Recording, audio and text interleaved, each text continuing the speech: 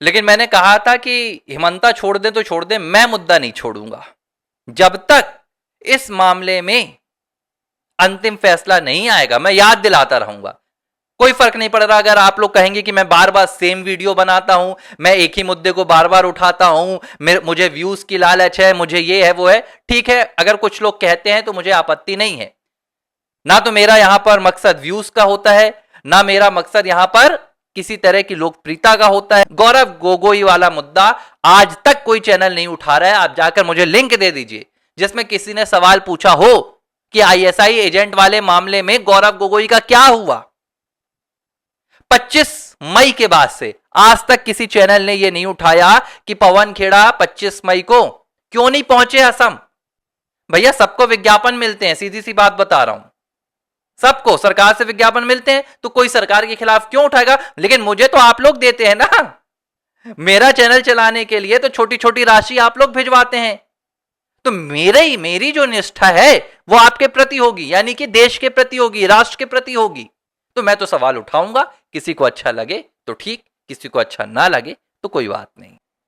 जिस दिन Pawan Khera Guwahati crime branch के समन के बावजूद 25 मई को असम नहीं पहुंचे थे और फिर इस मामले में हिमंता बिस्वा शर्मा का दूसरा कोई बयान नहीं आया था, उसी दिन मैंने आर फॉर राष्ट्र के अपने इस मंच पर साफ तौर पर कह दिया था कि देख लेना, एक दिन ये गलती भारतीय जनता पार्टी और असम के मुख्यमंत्री हिमंता बिस्वा शर्मा को बहुत भारी पड़ेगी।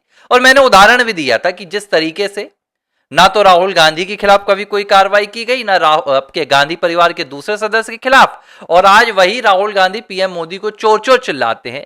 अब उसी रास्ते पर पवन खेड़ा भी आ गए और यह जवाब अब हिमंता बिस्वा शर्मा को देना होगा कि वो पवन खेड़ा जो कल तक जेल जाने के डर से कर्नाटक में, हैदराबाद में, तेलंगाना में कहां कहां नहीं घूम रहे थे, कहां कहां नहीं भाग रहे थे, आज वही पवन खेड़ा देश के प्रधानमंत्री नरेंद्र मोदी को जेल भेजने की तैयारी कर रहे हैं, उनको जेल भेजने के ख्वाब देख रहे हैं।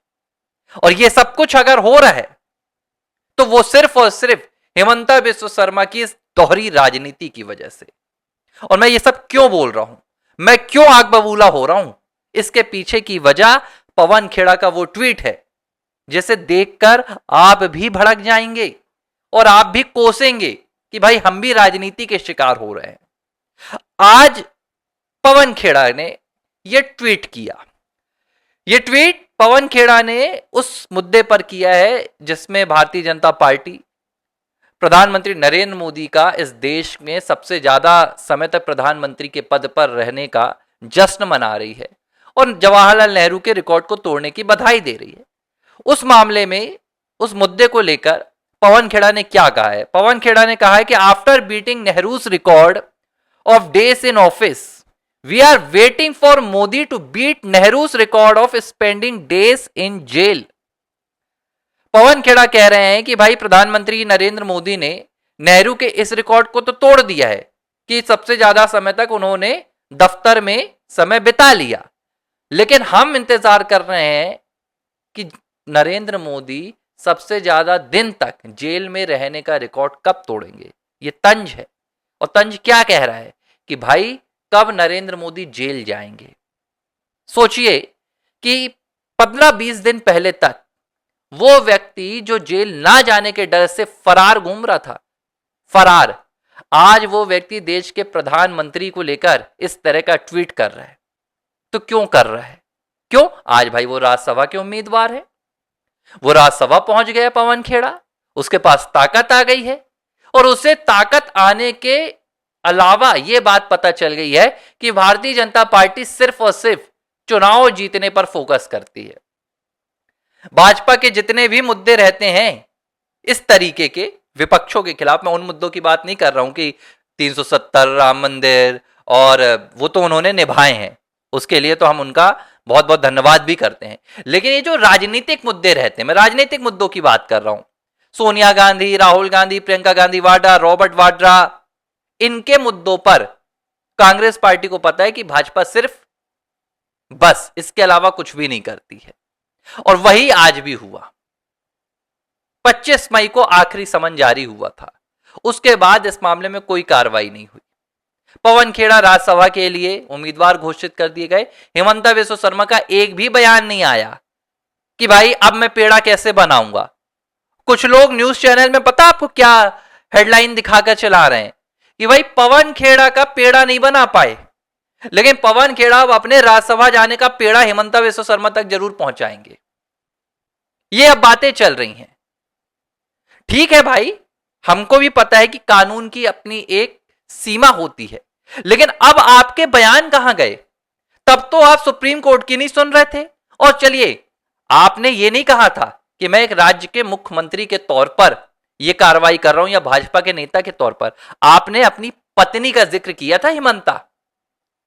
आपने कहा था कि एक मासूम लेडी, एक मासूम महिला के खिलाफ इस तरह के आरोप लगाए, उसकी राष्ट्रीयता पर, उसके चरित्र पर, उसकी निष्ठा पर उसे धूमिल किया गया है। अरे अपना नहीं, भाजपा का नहीं, राजनीति का नहीं, तो कम से कम अपनी पत्नी का ख्याल तो आप कर लेते। इतनी जल्दी भूल गए आप पवन खेड़ा को? कहां गई आपकी क्राइम ब्रांच की टीम? कहां गए आपके वो बड़े बड़े दावे जिसमें आप कहते थे कि पवन खेड़ा अपनी जिंदगी का आखिरी दिन असम की जेल में बिताएंगे? अरे जेल में छोड़िए, वो तो अब अपने बचे हुए 6 साल, बचे हुए क्या मतलब जिंदगी के आखिरी के 6 साल राज्यसभा में बिताएंगे। आप जेल नहीं भिजवा पाए, लेकिन आपने उनका इतना महिमा मंडन कर दिया कि कांग्रेस पार्टी खुश होकर उनको राज्यसभा भेज रही है कि वाह पवन खेड़ा, आपने तो एक राज्य के दिया, वो तक आपको जेल नहीं भेज पाया। और मैं बता रहा हूं, अब ये मामला दोबारा उठेगा, आप ये भी समझ लीजिए। रेणुका भैया शर्मा वाला ये जो फर्जी दस्तावेज का मामला था जिसमें पवन खेड़ा आरोपी बने थे, ये मामला भी दबेगा नहीं। ये पता आपको कब उठेगा? जब पवन खेड़ा को फिर दोबारा दबाना होगा या कांग्रेस को असम में दोबारा दबाना होगा। अगर हिमंता बिस्वा शर्मा के खिलाफ असम में कांग्रेस कोई मूवमेंट चलाएगी, कोई विरोध प्रदर्शन करेगी या कोई राजनीतिक आरोप लगेगा, तब यह मामला दोबारा उठेगा। लेकिन उससे पहले कहीं पर भी आपको इसका जिक्र नहीं मिलेगा। आईटी सेल वाले कहां गए? पता करो भाजपा के। किसी ने कहा कि इस मामले में क्या हो रहा है? नहीं, सब सो रहे हैं, कोई खबर नहीं, कोई अता पता नहीं। थोड़े दिन तक तो खबरें भी आ रही थी, लेकिन अब वो भी नहीं आ रही हैं। अब कुछ लोग आकर कह रहे हैं चार्जशीट बनेगी। चार्जशीट में आप देख लीजिएगा, जब तक चार्जशीट बनेगी तब तक पता चलेगा कि पवन खेड़ा वहां पर आरोपी ही नहीं है। यह पूरी कहानी हो रही है। तो बड़ा दुख हुआ मुझे ये देखकर कि आज वो पवन खेड़ा जिसकी कोई हैसियत नहीं है, वो पवन खेड़ा जिसकी इतनी भी ताकत नहीं है कि वो कांग्रेस पार्टी के मंच में एक बात कांग्रेस पार्टी के महामहिम की मर्जी के खिलाफ बोल दे, आज वो इस देश के प्रधानमंत्री को सीधे जेल भेजने का ख्वाब देख रहा है। और अगर ये उसने ट्वीट किया है तो मैं सीधे तौर पर कहूंगा कि इसके पीछे अगर कोई जिम्मेदार है तो वो हिमंता बिस्वा शर्मा है, जिन्होंने पूरे देश के सामने पवन खेड़ा को अपना टारगेट बनाकर अपने बयानों से अपनी लोकप्रियता तो बढ़ा ली, अपने आप को कट्टर राष्ट्रवादी समर्थक दिखा दिया, असम का सबसे बड़ा हीरो अपने आप को दिखा दिया। लेकिन ना तो आज तक पवन खेड़ा के खिलाफ कोई वो बड़ा कदम उठा पाए और ना ही पाकिस्तानी आईएसआई एजेंट होने का दावा करने वाले गौरव गोगोई के खिलाफ। बहरहाल आप लोगों की क्या इस पर राय है, मुझे कमेंट बॉक्स पर जरूर बताइएगा। वैसे ही तबीयत खराब है और ये खबर देखकर और भी अस्वस्थ महसूस कर रहा हूं।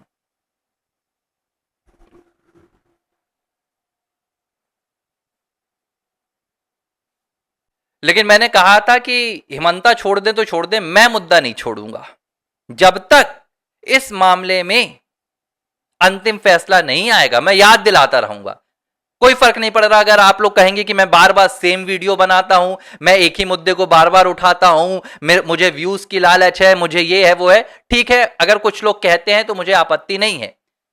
ना तो मेरा यहां पर मकसद व्यूज का होता है, ना मेरा मकसद यहां पर किसी तरह की लोकप्रियता का होता है। मुझे फर्क नहीं पड़ता, अगर मुझे लोकप्रियता वाले मुद्दों पर बनाना होता तो कितने मुद्दे ट्रेंडिंग चलते हैं, मैं उनको छूता भी नहीं हूं।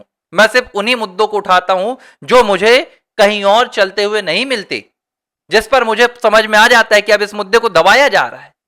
गौरव गोगोई वाला मुद्दा आज तक कोई चैनल नहीं उठा रहा है। आप जाकर मुझे लिंक दे दीजिए जिसमें किसी ने सवाल पूछा हो कि आईएसआई एजेंट वाले मामले में गौरव गोगोई का क्या हुआ। 25 मई के बाद से आज तक किसी चैनल ने यह नहीं उठाया कि पवन खेड़ा 25 मई को क्यों नहीं पहुंचे असम।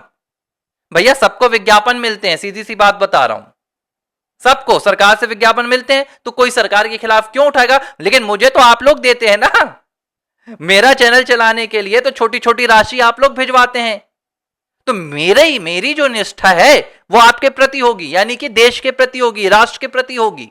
तो मैं तो सवाल उठाऊंगा, किसी को अच्छा लगे तो ठीक, किसी को अच्छा ना लगे तो कोई बात नहीं।